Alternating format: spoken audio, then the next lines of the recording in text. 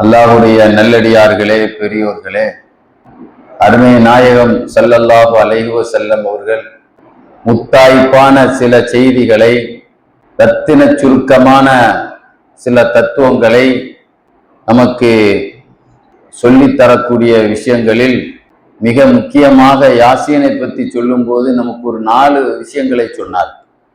ஹதீஸ் கிதாபுல நீங்க பார்த்தீங்கன்னா யாசீன் என்று எடுத்துக்கொண்டால் இந்த 4 விஷயத்தை ரசூலுல்லாஹ் சொல்லியிருப்பாங்க.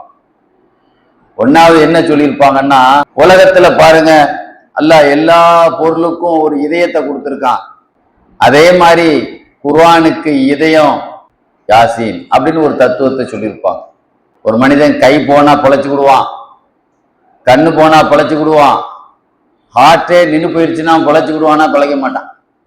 அப்ப எவ்வளோ உயிர் நாடி என்பது ஹார்ட் எவ்வளோ முக்கியமோ அது மாதிரி குர்ஆனுக்கு யாசீன் முக்கியமான சூறாங்கிறத நம்மளை நெஞ்சில நல்ல ஆழமாக மூளையில இந்த செய்தியை பதிய வைக்கணும் என்பதற்குத்தான் மிகைப்படுத்தி சொல்லப்பட்ட உதாரணம் அல்ல, அது 100% உண்மையாக சொல்லப்பட்ட உதாரணம். அருமைநாயகம் ஸல்லல்லாஹு அலைஹி வஸல்லம் சொன்ன இன்னொரு விஷயம் என்ன அப்படின்னு சொன்னா, ரசூலுல்லாஹ் நமக்கு ஒரு நேரத்தை சொன்னாங்க. காலையினுடைய துவக்கத்தில் யார் யாசீன் ஓதுகிறார்களோ புலியத்த ஹவாயிஜுஹு, அவருடைய 99% பிரச்சனை இல்லை, 100% அவருடைய நோக்கங்கள், நாட்டங்கள், தேட்டங்கள், அவருடைய இன்னைக்கு என்ன பிரச்சனையெல்லாம் நடக்கணும்னு அவர் நினைக்கிறாரோ அவர் எதுவுமே செய்ய தேவையில்லை. யாசீன் என்பது அது அத்தனைக்கும் வித்திட்டு விடும் என்பதை நபி அவர்கள் நமக்கு சொல்லி தந்தார். குர்ஆன்ல ஒரு இடத்துல அல்லாஹ் ரசூலுல்லாஹ் பத்தி சொல்லும் போது சொல்றான், நாயகமே நீங்கள் எப்படிப்பட்ட நபி என்றால் லியக்ஃபிர லக மா தகத்தம மின் தம்பிக வமா தஅக்கர். குர்ஆன்ல வெற்றி அப்படின்னு ஒரு சூரா இருக்கு. குர்ஆன்ல ஒரு சூறாவுக்கு பேர் என்னதுங்க? வெற்றி. அந்த வெற்றி என்ற சூறாவை அல்லாஹ் ஆரம்பிக்கும் போதே எப்படி ஆரம்பிப்பான்? உங்களுக்கு மகத்தான வெற்றியை தந்தோம் நாயகமே, உங்கள் முன்பின் பாவங்கள் மன்னிக்கப்பட்டு விட்டது. ரசூலுல்லாஹ்வுக்கு நன்மாராயம் சுப செய்தியாக வந்த இந்த வசனம் நமக்கும் அதே ஒரு சிறப்பு ரசூலுல்லாஹ் யாசீன்ல சொன்னாங்க. யார் அல்லாஹ்வுடைய திருப்தி கிடைக்கணும் என்பதற்காக மன் கரா சூரத் யாசீன் இப்திகா வஜ்ஹல்லா, அல்லாஹ்வுடைய திருப்தி, அல்லாஹ் என்னை பொருந்திக்கணும் என்பதற்காக நான் அந்த சூறாவை ஓத போறேன் என்ற நோக்கத்தில் இந்த யாசீனை ஓதுவாரானால் அவருடைய முன்பின் பாவம் மன்னிக்கப்படும். இது யாருக்கு சொல்லப்பட்டது? குர்ஆன்ல ரசூலுல்லாஹி ஸல்லல்லாஹு அலைஹி வஸல்லம் சொல்லப்பட்ட ஒரு ஆகும்.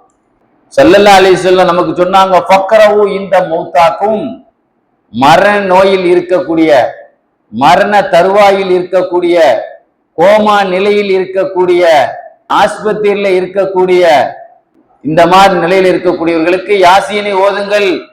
ஒண்ணு அவங்களுக்கு அல்லாஹ் விதியை வச்சிருந்தா அந்த இதுல நோயிலிருந்து குணமாயிருவார், இல்ல அவரு சிரமப்படாம நிம்மதியாக அல்லாஹ் ஈமான் சலாமத்தோடு ரூஹ அல்லாஹ் எடுத்துருவான். இந்த 2ல அவருக்கு என்ன செய்யணும்?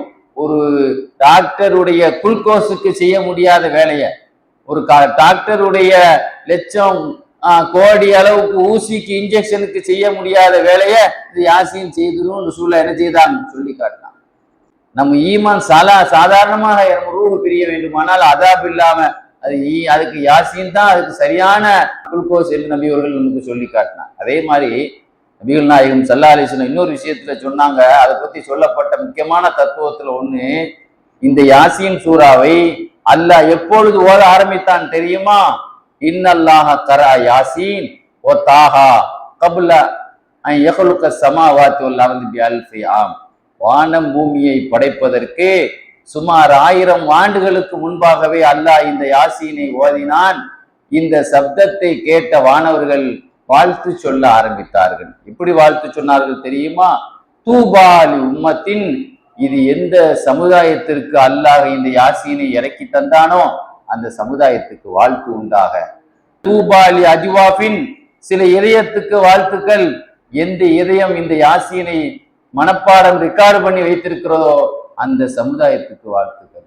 தூபாலி அல்சினத்தின், சில நாவுகளுக்கு வாழ்த்து உண்டாக, எந்த நாவுகள் இந்த யாசீனை வாயிலே ஓதுகிறதோ அந்த நாவுக்கு வாழ்த்துக்கள் என்று வாழ்த்து சொன்னார்கள் என்று நபிகள் நாயகம் ஸல்லல்லாஹு அலைஹி வஸல்லம் நமக்கு சொல்லி காட்டினான். அதாவது பாம்பின் கால் பாம்பரியும் சொல்ற மாதிரி ஒரு இறைநேசரை ஒரு இறைநேசர் தான் அடையாளம் கண்டு கொள்ள முடியும். அதே போல நாம் என்னதான் குர்ஆனுடைய சிறப்புகளை நம்ம சொன்னாலும் அதை அனுபவித்து அதில் இன்பம் கண்டவர்கள், அதில் ரசித்தவர்கள், ருசித்தவர்கள் யாருன்னா அல்லாஹ்வுடைய நல்லடியார். அவருடைய வரலாறு நீங்க பாத்தீங்கன்னா, என் அனுபவத்துல ஒரு 12 நிகழ்ச்சிகளை வரலாறை நான் பார்த்திருக்கேன். வரலாற்றை ஆய்வு செய்து பார்த்ததுல எனக்கு எத்தனை நிகழ்ச்சி என் கண்ணில் பட்டது? சுமார் 12 நிகழ்ச்சி. அதுல ஒரு நிகழ்ச்சி ரசூலுல்லாஹ்வுடைய காலத்திலேயே நடந்தது. இப்னு அப்பாஸ் ரலியல்லாஹு அன்ஹு அவர்களிடத்துல இந்த யாசீன் சூரா எப்பொழுது இறங்கியது, இந்த யாசீனுடைய சிறப்பை பத்தி கேட்கும் பொழுது இப்னு அப்பாஸ் ரலியல்லாஹு அன்ஹு சொன்னாங்க, ரசூல் ஸல்லல்லாஹு அலைஹி வஸல்லம் காபத்துல்லாஹ்ல சத்தமாக குர்ஆன் ஓதி தொழுது கொண்டிருக்கும் பொழுது, அந்த சமயம் மக்காவிலே இஸ்லாம் பரவாத அந்த நேரம், அதனால அடிக்க வந்தார்கள் ஒரு கூட்டம். பக்கத்தில் வந்த உடனே ரசூலுல்லாவை யாரும் கண்ணுக்கு தெரியவில்லை. ரசூலுல்லாவுடைய சத்தம் கேட்கிறது, ஆனால் தெரியவில்லை. அடிக்க வந்தவர்கள் கைகளெல்லாம் தன்னுடைய கழுத்திலே அப்படியே விலங்கு போட்டது போல பின்னி கொண்டது. அடிக்க வந்தவர்கள் பக்கத்தில் வந்த உடனே கண்ணு தெரியவில்லை. ரசூலுல்லாஹ் சத்தம் கேட்குது, எங்க நிக்கிறேன்னே தெரியல. அவர்கள் நிலைமை ஒரு முசாவிரை போல, ஒரு விலங்கு போட்டவனை போல, ஒரு குருடனை போல நிலைமை மாறியது. கெஞ்சி கொண்டு நின்றார்கள். யார் அடிக்க வந்தார்களோ அவர்கள், அண்ணலே நாங்கள் எல்லாம் உங்க சொந்தம், உங்களுடைய நெருங்கிய நன்சுதுக்க ஒரு ரகம் நாயகமே, சத்தியமா சொல்கிறோம், நாங்களெல்லாம் உங்க சொந்தக்காரங்க. எங்களுக்கு இந்த மாதிரி ஒரு நிலைமை ஏற்பட்டு உங்களை அடிக்க வந்த இடத்துல எங்க கண்ணு கூடாய் போச்சு, எங்கள் கைகளெல்லாம் கழுத்தோடு பின்னி கொண்டது, எங்களை காப்பாத்துங்கள் என்று அவர்கள் மன்றாடிய பொழுது ரசூலுல்லாஹ் தன்னுடைய துவாவினால சரி பண்ணி விட்டான். ஆக இந்த யாசீன் என்பது ரசூலுல்லாஹ்வுடைய எதிரிகளை குருடாக ஆக்கிய சூரா. ரசூலுல்லாவை அடிக்க வந்தவர்களை, அவர்களை அல்லாஹ் கழுத்துல அவங்க கையில ஒரு முடமாக ஆக்கிய சூரா. உலகத்துல நமக்கு நண்பர்கள் இருக்கலாம், இல்லாம போலாம், ஆனா எல்லாத்துக்கும் எதிரிகள் இருக்கலாம். நமக்கு தெரியும், நமக்கு எதிரிங்கிறவன் கண்ணுக்கு தெரிந்த எதிரி இருக்கிறான், கண்ணுக்கு தெரியாத எதிரி இருக்கிறான். நம்மளை யாரெல்லாம் பொறாமப்படுறானோ எல்லாமே நம்ம எதிரி தான். நம்முடைய வளர்ச்சியை பார்த்து யாரெல்லாம் என்ன செய்யறானோ, இவன் வீழ்ச்சி அடையணும், இவன் முன்னுக்கு வரக்கூடாது, இவன் எவ்வளவு நினைக்கிறானோ எல்லாமே நம்ம எதிரி தாங்க. கிட்டத்தட்ட செய்தான் என்பது நம்மளை சொர்க்கத்துல நுழைய போகக்கூடாதுங்கிறதுல எவ்வளவு உறுதியா இருக்கானோ அது மாதிரி அதுல நம்முடைய பக்கத்து வீட்டுல இருக்கலாம், நம்முடைய நண்பர்கள்ல இருக்கலாம், ஏன் நம்ம வீட்டிலே கூட இருக்கலாம், நம்முடைய உறவுகள்ல இருக்கலாம். உங்கள் பிள்ளைகளில், உங்கள் பொஜாதிகளில் சிலர் உங்களுக்கு எதிரியாகவே இருக்கிறார்கள், நல்லா சொல்லிக்காரதானா இல்லையா? ஆக பார்க்கிற பொழுது உலகத்துல எதிரியை நாம் வீழ்த்த வேண்டுமானால் என்னதான் கவனமா இருந்தாலும் அவன் நம்மளை வீழ்த்திடுவான். ஆக யாசீன் என்பதுதான் தற்காப்பு ஆயுதம் என்பதை நமக்கு சொல்லி காட்டினான். பேர்காலத்தை கூட லேசாக்கக்கூடிய ஒரு அற்புதமான ஒன்று என்னன்னா யாசீன் சூரா என்பதை நாம் புரிந்து கொள்ள வேண்டும். அருமையானவர்களே, இஸ்லாமிய வரலாறு நீங்க பாத்தீங்கன்னு சொன்னா நிறைய விஷயங்கள் இஸ்லாத்துல சொல்லியிருப்பாங்க. அஹமது சத்திஹான் சொல்லி ஒரு பெரிய அறிஞர் ஈராக்கில் இருந்தார். அவங்க ஈராக் நாட்டை சார்ந்தவங்க, ஹிஜ்ரி 1012 மரணிச்சவங்க.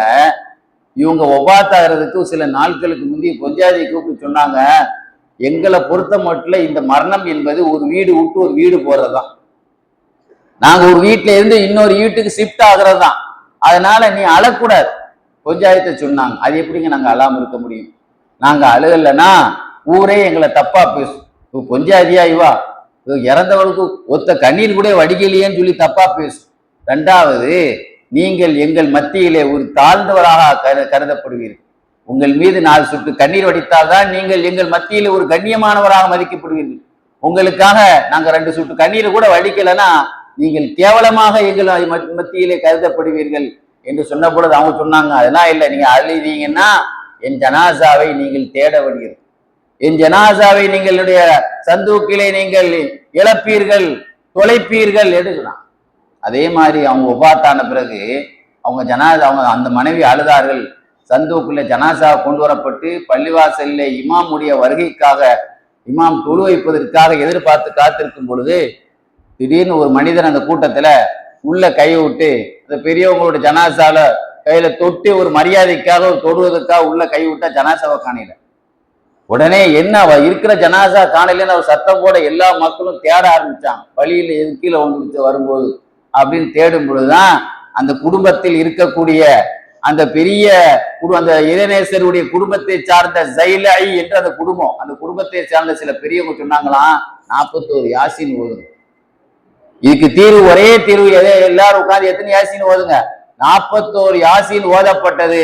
அதன் பிறகு பார்த்தால் சந்தூக்கிலே ஜனாசா இருந்தது என்று இந்த வரலாற்று நாயகர் தன்னுடைய கிதாபில் என்ன செய்வாங்க, யூசுப் நபுகான்னு எழுதி முடிப்பாங்க. அப்படின்னு பார்த்தா எவ்வளவு பெரிய பிரச்சனைக்கும் தீர்வு எதுதான்? யாசின் தான். இந்த செய்தியை எழுதக்கூடிய முகமது பின் ஹசனுல் யமனி சொல்லுவாங்க, ஹிஜ்ரி 721 வாழ்ந்தவங்க. இவங்க என்ன சொல்லுவாங்கன்னா, என்னுடைய குருநாதரை ஒரு நாள் கனவு கண்டேன். அதாவது ஒரு பெரிய வானத்திலிருந்து ஒரு ஒளி கீழே வருது, தூணு, அது வெள்ளை தூணு மாதிரி பிரகாசமா இருக்கு. முழிச்சு பார்க்கிறேன், அந்த வெளிச்சம் கனவுல தெரிஞ்ச வெளிச்சம் நினைவுலையும் தெரியுது. எந்த பக்கம் தெரியுதுன்னு பார்த்தா, எங்களுடைய குருநாதர் எங்க பிரச்சாரம் பண்றாங்களோ அந்த இடத்துலதான் லைட்டு போட்ட மாதிரி பிரச்சாரமா அந்த வெளிச்சமா இருக்குன்னா, கனவுலதான் பார்த்தா அந்த வெளிச்சத்தை. அவர்கள் தலையை திருப்பினா வெளிச்சம் திரும்புகிறது, எந்த பக்கம்லாம் திரும்புறாங்களோ அந்த பக்கம் அந்த போக்கஸ் லைட்டை திருப்பின மாதிரி வெளிச்சம் திருப்பி கொண்டு இருந்தது. அவர்களுடைய பிரச்சாரம், ஆன்மீக சொற்பொழிவு நடந்து கொண்டு இருந்தது. ஆயிரக்கணக்கான கூட்டத்துல ஒரு மனிதர் என்ன செய்தாரு, ஒரு ஆளுடைய லக்கேஜை கிழிச்சு அவருடைய பணத்தை எடுத்துட்டார். ஒரு எளியப்பட்டவருடைய பணம் திருடப்பட்டது. குருவிட்ட வந்து சொன்னாங்க, உங்களுடைய சபையில உங்க பிரச்சாரம் நடக்கும்போது ஒரு ஆளுடைய ஏழையுடைய பணத்தை திருடிட்டாங்க. உடனே சொற்பொழிவை கட் பண்ணிட்டு சொன்னாங்களாம், எல்லாரும் சேர்ந்து யாசின் ஓதுங்க, எல்லாரும் சேர்ந்து என்ன செய்யுங்க, யாசின் ஓதுங்க. யாசின் ஓத சொல்லிட்டு ஒரு மனிதரை அழைத்து, அங்க இருக்கக்கூடிய சீடர்களுக்கு ஹெல்ப் பண்ணக்கூடிய ஒரு மனிதரை அழைத்து, இந்த இடத்துல இருக்கக்கூடிய ஒரு பள்ளிக்கு போ, ஜபீத் என்ற இடத்தில் ஊரில் இருக்கக்கூடிய பள்ளிவாசலுக்கு போ, அங்க ஒரு திருடன் இருப்பான், அவன் தான் அதை தேடி இருக்கிறான், அங்க அவன்கிட்ட உள்ள காசு 1000 வெள்ளி அவன் எடுத்திருக்கிறான், அதுல 1 ரூபாய்க்கு அவன் இனிப்பு வாங்கி சாப்பிட்டுட்டான், ஸ்வீட் வாங்கி, மீதி உள்ளதெல்லாம் அவன்கிட்ட தான் இருக்கு, போன்னு சொன்னான். போய் பார்த்தா ஆளை காணையில, பள்ளிவாசல்ல தேடி பார்த்தாங்க, காணையில. குரு பொய் சொல்ல மாட்டாங்களே அப்படின்னு நினைச்சாங்க. கொஞ்ச நேரம் கழிச்சு பார்த்தா இன்னொரு மனிதர் வந்தார், வாய்க்கடியில கிடக்குறான், பார்க்கணுமான்னு சொல்லி குரு சொன்னதாக சொன்னார். வாய்க்கடியில பார்த்தா உள்ள படுத்து கிடந்தான். அவனை தூக்கி கொண்டு வந்து குருவிடத்துல கொண்டு வரப்பட்டது. சொன்னார்கள், நீ எடுத்த காசை 1 வெள்ளிக்கு நீ சாப்பிட்டு இருக்க, அதை எடுத்துட்டு பிரச்சனை இல்லை, மீதி உள்ள காசை கொடுத்துருன்னு சொல்லி என்ன செய்தாங்க, ஒப்படைக்க சொன்னாங்க. இதுல என்ன ஆச்சரியம்னா, யாசின் எல்லாரும் ஓதிட்டு இருந்தாங்க, யாசின் முடிக்கப்படுறதுக்கு முந்தி திருடன் கிடைச்சிட்டான். குருநாதருடைய அதிசயத்தை பார்த்த சீடர்கள் எல்லாம் அத்தனை பேருக்கும் சந்தோஷத்தில் எழுந்து, சந்தோஷத்துல என்ன செய்யணும் தெரிய முடியாம சில பேர் கையை முத்துறாங்க, சில பேர் காலை முத்துறாங்க, சில பேர் தலையை முத்துறாங்க. இவ்வளவு பெரிய அதிசயத்தை ஒரு யாசின் மூலமாக நம்முடைய குரு நிகழ்த்தி விட்டாரே என்று அவர்களுடைய பிடியில் இருந்து இவர்கள் தப்பிச்சு ஓடி வீட்டுக்கே போயிட்டாங்களாம். எதை கேன்சல் பண்ணிட்டு, பிரச்சாரத்தை கேன்சல் பண்ணிட்டு. பாருங்க, அதனாலதான் சொல்லுவாங்க, யாசின் என்பது எல்லா பிரச்சனையும் அது தீர்த்து வைக்கும் என்று எழுதுவாங்க. யமன் நாட்டிலே ஹிஜ்ரி 460 ஜுந்து நகரில் வாழ்ந்த மாபெரும் அறிஞர் ஜாஃபருல் முகாய் என்ற ஒரு பெரியவங்க, இவங்க வாழ்ந்து கொண்டிருக்கிற காலத்துல அங்கு ஒரு மன்னர் வந்தார், அவர் பேரு சுலைஹ். அந்த மன்னர் வந்து என்ன செய்தாரு, ஊருக்கு வந்தார், ஜுந்து நகருக்கு வந்து இங்க எத்தனை ஆலிம்கள் இருக்கிறாங்க, யாரெல்லாம் இருக்கிறாங்கன்னு ஆலிம்களை பத்தி ஒரு கணக்கெடுத்தார். கணக்கெடுக்கும் போது அவங்கள்ட்ட சொல்லப்பட்டது, ஜாஃபருல் முகாயின்னு ஒரு ஆலிம் இருக்கிறாருங்க, அவர் ரொம்ப திறமைசாலி. இந்த அளவு திறமைசாலி, சட்ட மேதைன்னு சொன்னா ஊர்ல இருக்கிற பெரியவங்க எல்லாம் அவங்க என்ன கருத்து சொல்றாங்களோ அதுதான் கேட்பாங்க. ஊர்ல உள்ள அவ்வளவு பேரும் இந்த ஜாஃபருல் முகாயி என்ன சொல்றாங்களோ அந்த கருத்து தான் எல்லா ஆலிம்களும் கேட்பாங்க. அந்த அளவுக்கு எல்லோராலும் ஏகோபித்த கருத்து எடுக்கப்பட்ட ஒரு பெரிய மேதை அவர் தான் அப்படின்னு சொன்ன உடனே மன்னர் அவர்கிட்ட வந்து சொன்னாரு, நீங்க தான் எங்க அரசாங்க நீதிபதியாக இருக்கணும், உங்களை தான் நான் அந்த கவர்மெண்ட்ல அந்த பதவியை போடுறேன்னு சொன்னோன்னு இவங்க சொன்னாங்க, உங்க அரசு பதவியெல்லாம் எனக்கு தேவையில்லை, எனக்கு நீதிபதியா இருக்கிறதுக்கு நான் தகுதி இல்லை, தீர்ப்பு சொல்றதுக்கு எனக்கு அந்த பதவி சரி வராதுன்னு சொல்லிட்டாங்க. சொன்னது மாத்திரம் அல்ல, இவர்கள் தன் நண்பரோடு சேர்ந்து ஒரு ஹதீசு கலை மதரசா என்ன செய்தாங்க, நடத்தினாங்க. ஹதீஸ் ஓதி கொடுத்துட்டு இருந்தாங்க. ஆக அரசருடைய சொல்லுக்கு மரியாதை கொடுக்காததால் அரசருக்கு அவர் மேல ஒரு கோபம் இருந்தது. திடீரென்று மதரசாவை மூடிட்டு தான் ஊரை பார்த்து கிளம்பிட்டாங்க.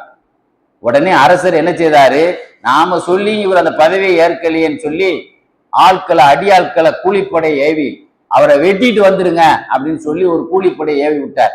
அந்த கூலிப்படை அவரை துரத்தி வந்தார்கள். இவர்கள் தன்னுடைய ஊருக்கு அருகில் நெருங்கும் பொழுது சுற்றி வளைச்சிட்டாங்க. சுற்றி வளைச்சி வாளால வெட்டுறாங்க. வெட்டு விழுது, ஆனா அவங்க மேல ரத்தம் வரணுமா இல்லையா, வரல, அப்படியே மயங்கி கீழே விழுந்துட்டாங்க. உடனே என்ன செய்தாங்க, அவங்க துணிமணி எல்லாம் திருட்டிட்டு ஓடிய அந்த திருட்டு கூட்டம் அந்த ஏரியாவில அந்த ஊருக்கார ஏரியா வழியா வந்தாங்க. நம்ம ஊருக்காரர் அடிக்கப்பட்டு கிடக்கிறான்னு சொல்லி அவரை தூக்கி காப்பாற்றி வீட்டுல கொண்டு விட்டாங்க. முழித்த பிறகு அவர்கிட்ட கேட்கப்பட்டது, உங்களை வெட்டப்பட்டது நீங்க என்ன உங்க மேல வெட்டு உள்ளலியே, வெட்டுக்காய உள்ளலியேன்னு சொல்லி அவங்க சொன்னாங்க. ரெண்டு கருத்து எழுதுறாங்க. நான் தொழுகை தக்பீர் கட்டி நின்னேன் ஒரு கருத்து, இன்னொரு கருத்துல நான் யாசீன் ஓதினேன் என்று சொன்னாங்க. பாருங்க, ஒருத்தன் நம்மளை அழிக்க நினைக்கிறான் என்றால் நம்மை யாசீனுடைய அந்த பாதுகாப்பு தான் நம்மை பாதுகாக்கும். அதனாலதான் இதை பார்த்து அதிர்ச்சி அடைந்த மன்னர் சுலை அப்படியே சரணடைஞ்சு அவர் ஒரு உத்தரவு போட்டாராம். அவர் நண்பர் யாருக்காக அவர் ரெக்கமெண்டேஷன் பண்ணாலும் நீங்க அதுக்காக அந்த காரியத்தை செயல்படுத்துங்க. இனிமேல் அரசாங்க வரி அவருக்கு கொடுக்காதீங்க, அதுக்கு வரியை ரத்து பண்ணுங்க. வீட்டு வரி, தண்ணி வரின்னு எத்தனையோ வரியை நம்ம கட்டுறோமா இல்லைங்க, கரண்ட் பில்லு, இத மாதிரி எதுவுமே அவருக்கு நீங்கள் வரியை செலுத்த வேண்டாம், அவருக்கு சலுகை கொடுத்துருங்க என்று மன்னர் அவர்களுக்கு மரியாதை செய்தார். ஆக அவர்கள் ஓதிய யாசீனை பார்த்து அதிர்ச்சி அடைந்த மன்னர் இப்படி செய்தார்னு எழுதுவாங்க. ஸ்பெயின் ஒரு காலத்துல முஸ்லிம்கள் 800 ஆண்டு காலம் வாழ்ந்த ஊர். ஒரு காலகட்டத்தில் ஆன்மீகவாதிகள் நிறைய வாழ்ந்த ஊர் அது. அந்த ஸ்பெயின் நாட்டை சார்ந்த முஹியீன் அரபி சொல்லுவாங்க, தன்னுடைய ஆன்மீக நூலான ஃபுதூஹாத்தே மக்கியாவுடைய இறுதியில சொல்லுவாங்க, நீங்கள் ஒரு நோயாளி வீட்டுக்கு போனால் யாசீன் ஓதுங்கள், ஒரு மையத்து வீட்டுக்கு போனால் நீங்கள் யாசீன் ஓதுங்கள். எதை வச்சு சொல்றேன்னா, என் வாழ்க்கையில ஒரு அதிசயம் நடந்தது. நான் ஒரு சமயம் உடல்நலக்குறைவு ஏற்பட்டேன், ஒரு மயக்கத்துல இருந்தேன், எந்த அளவுன்னா கோமா நிலைக்கு ஆயிட்டேன். அந்த மயக்கத்துல இருக்கிறத பார்த்த உடனே உணர்வு இல்லாதனால நான் ஜனாசா ஆயிட்டேனே எல்லாருமே நினைச்சிட்டாங்க. இந்த நிலையில் ஒரு கனவு காட்சியை நான் பார்க்கிறேன். என்னை நோக்கி தாக்குவதற்காக ஒரு அலங்கோலமான ஒரு கூட்டத்தினர்கள் அடிக்க வருகிறார்கள் கனவுல. அதே நிலையில் ஒரு அழகான தோற்றமுள்ள மனமான ஒரு தோற்றமுள்ள ஒரு மனிதர் குறுக்கிட்டு அவர்களை அடித்து அவர்களை துரத்தி விட்டு என்னை காப்பாத்துகிறார். பக்கத்துல வந்து நான் கேட்டேன், நீங்க யாரு? என்னை அடிக்க வந்தவங்களை காப்பாத்தி விட்டீங்களே, நீங்க யாருன்னு கேட்டேன். நான் தான் யாசீன் என்று அந்த அழகான தோற்றம் உள்ள ஒரு மனிதர் சொன்னதை பார்த்துட்டு முழிக்கிறேன். எங்க வாப்பா என் தலைமாட்டுக்கு பக்கத்தில் இருந்து கொண்டு யாசீன் ஓதி கொண்டு இருக்கிறார்கள். வாப்பா யாசீன் ஓதி அப்படிதான் முடிக்கிறாங்க. நான் கனவுல முடிச்ச சொல்றேன், வாப்பா இப்போ ஒரு கனவு கண்டேன், அழுதுகிட்டே ஓதிட்டு இருக்காங்க, இது மாதிரி ஒரு கனவு கண்டேன் என்று அவங்களுக்கு இந்த செய்தியை சொன்னேன்னு சொல்லிட்டு, அதுக்கு பிறகுதான் இந்த யாசீனை மையத்து வீட்டிலையும் ஓதுங்கள், ஒரு நோயாளிக்கு முன்னாலும் ஓதுங்கள் என்று ரசூலுல்லாஹி ஸல்லல்லாஹு அலைஹி வஸல்லம் சொன்ன ஹதீஸ் எனக்கு பின்னாலதான் கிடைச்சதுன்னு சொல்றாங்க. ஆக இந்த ஹதீஸினுடைய வாழ்க்கையை என் வாழ்க்கையிலே அனுபவிச்சிருக்கிறேன்னு சொல்லுவாங்க. அதே மாதிரி நீங்க பாத்தீங்கன்னா தப்சீர்ல எழுதியிருப்பாங்க, யாசீன் சூராவை பத்தி எழுதும் போது யமன் நாட்டுல ஒரு கப்ரிஸ்தான் ஒரு ஜனாசா வந்தது. அந்த ஜனாசாவை அடக்கினாங்க. அடக்கி முடிச்சுட்டு எல்லாரும் போயிட்டாங்க. போன பிறகு ஒரு பெரியவங்க அந்த மன்னரை பக்கத்துல நின்னாங்க. திடீர்னு ஒரு பயங்கரமான ஒரு சத்தம், அடி விடுற சத்தம் கேட்டது. கொஞ்ச நேரம் கழிச்சு பார்த்தா அந்த மன்னரில் இருந்து ஒரு கருப்பு நாய் வெளியே ஓடி வந்தது. அப்ப அந்த பக்கத்துல உள்ள பெரியவங்க கேட்டாங்களாம், அட நாசமா போக, நீ யாரு? கொஞ்ச நேரத்துக்கு முன்னாடி அடி உள்ள சத்தம் கேட்டுச்சு, நீ வெளியே ஓடி வர்றிய, இந்த அடி உனக்கு விழுந்துச்சா இந்த மையத்துக்கு விழுந்துச்சா அப்படின்னு கேட்டதுக்கு அந்த நாய் சொல்லிச்சான், நான் இந்த மையத்தின் கெட்ட அமல், இந்த மையத்தினுடைய கெட்ட அமல் தான் நான். அந்த மையத்தோடு இருந்தேன். இந்த மையத்திற்கு யாசீன் சூறாவும் இதர மற்ற சூறாக்களும் என்ன செய்தது, இந்த மையத்துக்கு பக்கத்தில் வந்து என்னை துரத்தியது, அடி விழுந்தது எனக்குத்தான் என்று அந்த நாய் பேசியது என்ற செய்தியை தப்சீர்ல லாஸ்ட்ல சொல்லி முடிப்பாரு ரூஹுல் பயானுடைய ஆசிரியர். எதுக்கு சொல்றோம்னா, ஒரு மண்ணறையிலே காப்பாற்றக்கூடிய, அதனாலதான் ரசூலுல்லாஹ் மூத்தானவங்களுக்கு ஓதுங்க, நீங்க ஓதல யாசின் மூலமா கபருடைய வேதனை என்ன செய்யப்படலாம், அந்த மையத்துக்கு லேசாக்கப்படலாம் என்பதை நமக்கு அங்கு உணர்த்தி காட்டினாங்க. அருமையானவர்களே, இஸ்லாமிய வரலாறுல கெய்ரோ என்று சொல்லப்படக்கூடிய யூசுப் அலைஹிஸ்ஸலாம் வாழ்ந்தாங்கல்ல, மிஸ்ர் நாட்டில ஹிஜ்ரி 677 ஒரு பெரிய ஞானி வாழ்ந்தாங்க. அவங்க பேர் அஹ்மதுல் பதவி ரலியல்லாஹு அன்ஹு. அவங்களுடைய ரவுலா ஷெரீஃபை வருஷம் அதனுடைய உருஸ் ஜியாரத்துக்காக உலகம் உள்ள கூட்டங்கள் கூடுவாங்க. அப்பொழுது அந்த ஊர்ல ஒரு ஆலிம் இருந்தார். கொஞ்சம் குதர்க்கமா பேசிக்கிட்டு சொன்னாரு, இங்க என்ன இவ்வளவு கூட்டம் கூடுறாங்க, எல்லாரும் ஒரு சலாஞ்சி விடுறதுக்காக ஒரு யாசினுவதற்காக வருவாங்க, ஏன் இவ்வளவு கூடுறாங்க, மதீனாவா, ரசூலுல்லாஹ்வுடைய மதீனா ஷெரீஃபு தானே அவ்வளவு பேர் கூடுவாங்க, அது மாதிரி கூடுறாங்களேன்னு ஒரு குதர்க்கமா பேசினார். அப்ப அந்த கூட்டத்துல ஒரு பெரியவர் சொன்னாரு, எங்க இங்க அடங்கப்பட்டிருக்கக்கூடிய அகமதுல் பதவி ரலியல்லாஹு அன்ஹு ஒரு பெரியவங்க, சிறப்பு வாய்ந்தவங்க அப்படின்னு சொல்லி பெருமையா சொன்னார். அவரை விட நான் பெரிய ஆளுன்னார். அந்த என்ன சொன்னாரு? இங்க அடக்குற அவரை விட நான் பெரிய ஆளுங்க அப்படின்னார். அந்த ஆளுக்கு ஒரு ஆள் விருந்து கொடுத்தார், சாப்பிட்டாரு, மீன் சாப்பாடு. கொஞ்ச நேரத்துல பாருங்க, என்னைக்குமே அடுத்தவங்களை பத்தி, இறந்து போனவங்களை பத்தி விமர்சனம் பண்ணா நமக்கு என்ன நடக்குங்கிறக்கா சொல்ல வர. கடைசியில அந்த மீன் சாப்பாடுல மீன் வச்சதுல மீன் தொண்டையில குத்துனா இன்னைக்கு சாதாரணமா முள் விழுந்துட்டா ஒரு சாப்பாடை விரிஞ்சு வர உருண்டை போட்டு விட்டா உள்ள தானா போயிடும். அவனுக்கு அல்லாஹ் கொடுக்குற தண்டனை இல்ல அது. பெரிய ஆட்களை விமர்சனம் பண்ணா அல்லாஹ் விட மாட்டான். கடைசியில என்ன ஆயிடுச்சுன்னா, நம்ம அந்த எண்ணெயை குடிக்கிறான், அதை குடிக்கிறான், இறங்கவே இல்லை. கடைசியில வீங்க ஆரம்பிச்சிரு. 9 மாசம் வரைக்கும் பச்சை தண்ணி குடிக்க முடியல, ஒழுங்கா சாப்பிட முடியல, தூக்க முடியல, வீங்கிருது, தேன் கூடு மாதிரி கருத்து ஆயிருச்சு. அந்த ஆள் துடிக்கிறான். ஏன்னா இந்த நிலையில அவருக்கு ஞாபகம் வந்தது, சரி நம்ம ஒரு நாள் இந்த மாதிரி குதர்க்கமா பேசணுமே அப்படின்னு சொல்லிட்டு, என்னைய என்ன செய்யுங்க, அஹ்மதுல் பதவி ரலியல்லாஹு அன்ஹு அடக்கப்பட்ட இடத்துக்கு என்னை தூக்கிட்டு போங்க அப்படின்னு சொன்னார். போன உடனே இவரு ஆலிம் தானே, யாசீன் வல் குர்ஆனில் ஹகீம் இன்னக லமினல் முர்சலின், யாசீன் ஓத ஆரம்பிச்சாருங்க. யாசீன் ஓதுறது ஒரு தும்மல் தான் வந்தது, அந்த முள்ளும் வெளியே வந்து விழுந்தது, அது இரத்தத்தோடு வெளியே வந்து விழுந்தது. அந்த நிமிஷமே அந்த வீக்கமும் குறைந்தது, அவருடைய நோயும் குணமானது என்று எழுதுவார். இதில் 830 வாழ்ந்த யமன் நாட்டில் வாழ்ந்த அபு முகமது முஹத்தருல் யமனி ரலியல்லாஹு அன்ஹு அவங்களுடைய அற்புதத்தை பத்தி எழுதுவாங்க. ஒரு நாள் அவங்க ஷேக் குரு இருக்கும்போது பக்கத்து வீட்டுல ஒரு பொம்பளை பேர்கால வழியில துடிச்சிட்டு அழுது கத்திக்கிட்டு இருக்கிற சத்தம் கேட்டது. அந்த காலத்துல வீட்டுல தானே பேர்காலம் ஆகும். உடனே சொன்னாங்களாம் பெரியவங்க, அந்த அம்மா பேர்காலத்துல துடிக்குது, எல்லாரும் சேர்ந்து யாசீன் ஓதுங்கப்பான்னாங்க. என்ன சொன்னாங்களா? எல்லாரும் சேர்ந்து என்ன செய்யுங்க, யாசீன் ஓதுங்கப்பான்.